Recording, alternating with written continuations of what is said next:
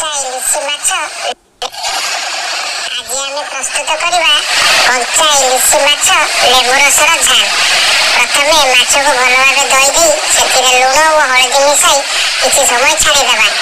ପରେ ରସୁଣ ଅଦା ସୋରିଷ ଜିରା ପକାଇ ଏକ ମସଲା ପେଷ୍ଟ ପ୍ରସ୍ତୁତ କରିବା।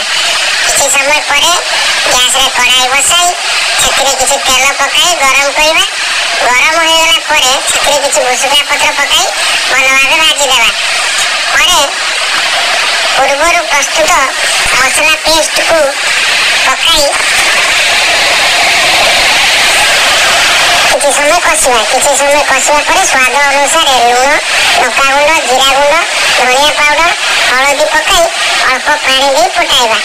କିଛି ସମୟ ଫୁଟିଲା ପରେ ସେଥିରେ ପୂର୍ବରୁ ରଖାଯାଇଥିବା ମାଛକୁ ପକାଇବା। ଅଳ୍ପ ସମୟ ଫୁଟାଇବା। କିଛି ସମୟ ଫୁଟିଲା ପରେ ସେଥିରେ ଲେମ୍ବୁ ରସ ଓ କିଛି କଞ୍ଚା ଲଙ୍କା ପକାଇବା।